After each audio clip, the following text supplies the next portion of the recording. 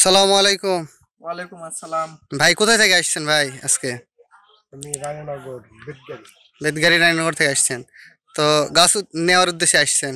হ্যাঁ, গাছ আচ্ছা নিলাম আচ্ছা। তো। আচ্ছা, তো কি কি গাছ নিলেন আজকে ভাই? আপনি একটু বলেন কি কি গাছ দিলেন আজকে? আজকে দিলাম হচ্ছে ভিয়েতনামের মালটা, আচ্ছা তারপরে দিলাম হচ্ছে ম্যান্ডারিন, চায়না ম্যান্ডারিন কমলা, এটা ড্রপ সাইজের, আর একটা দিলাম চায়না ম্যান্ডারিন লং সাইজের বড় সাইজের গাছ। আর আনার দিলাম 3 জাতের বেদেনা, একটা হচ্ছে সৌদি, একটা হচ্ছে অস্ট্রেলিয়ান, আর একটা দিলাম এটা অবশ্য সৌদি। ও ফুলে রাখতে দিচ্ছি, একটা ফুলে রাখতা আর দুইটা সৌদি।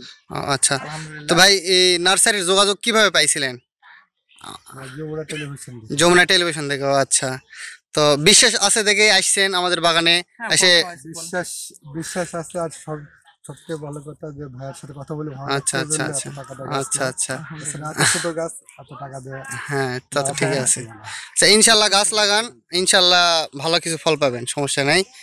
আমরা শুধু আপনাকে না, আরো অনেক কাউকে গাছ দিছি, তারা বিশ্বাস করে নিছে এবং বাগানে আসছে, ফল খাইছে, খায় তাদের ভালো লাগছে বিধায় গাছ নিছে। আচ্ছা, তো ঠিক ঠিক আছে ভাই। আছে। আচ্ছা। আমি আনারে যারা যখন প্রথমে গাছ নিয়ে আসি তখন এই গাছে 20টা পাতা ছিল এইরকম, ঠিক আছে, এর চেয়েও হ্যাংলা ওই রকম ছিল 20টা পাতা। আর এগুলা যেগুলা এগুলা ছোট গাছ, কিন্তু এগুলা আপনি বড় যদি এত বড় গাছ নেন না, তার থেকে গাছের গ্রোথ বেশি হবে, কারণ নতুন গ্রাফটিং করে মাটি পাওয়ার সাথে সে একবারে বাড়তে একবার থামবে না, ননস্টপ। তাহলে 7% কোকোপিট থাকবে আর 20%। 60%-এর মধ্যে, 100%-এর মধ্যে 60% থাকবে জৈব গোবর সার, হ্যাঁ, বলো। সেগুলা শুকাতে হবে, কিন্তু ভিজাটা দেওয়া যাবে না। তার সাথে আবার ধরেন যে আপনি 2 কেজির মতো কোকোপিট দিবেন, 2 কেজি না, 1 কেজি বা 3 পাওয়ার মতো কোকোপিট, মানে 1 কেজি মানে এতগুলা। আর 40% থাকবে মাটি বা 35%।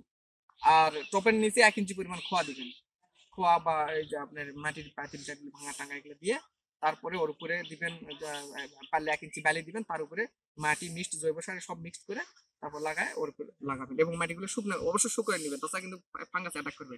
আর এটার যেটা পরিচর্যা, কীটনাশক বেরিয়েছে, এটা হোয়াটসঅ্যাপে বলে দিব। আচ্ছা, আর যেটা মানে টপে লাগাবো এটার ক্ষেত্রে এটা সব সব খাবার। না, আপনি যেটা মাটিতে লাগাবেন সেটা সেফ মাটিতেই লাগাবেন, কোনো খাবার দিবেন না, যত খাবার আছে পরে। পরে এখানে নিচ থেকে যে ডালগুলো, যেমন যেটা দেখছেন, এটা বেরোলে ভেঙে দিবেন, এটা বের হবে 6 মাস 1 বছর পর্যন্ত বের হবে। এর নিচ থেকে যেটা বের হবে এটা ভেঙে দিবেন, আমাকে ভিডিও করে দেখাবেন, আমি বলে দিব, ঠিক আছে? দুই একটা গাছ যদি এদিক সেদিক এদিক সেদিক হয়ে এটা দেখবো।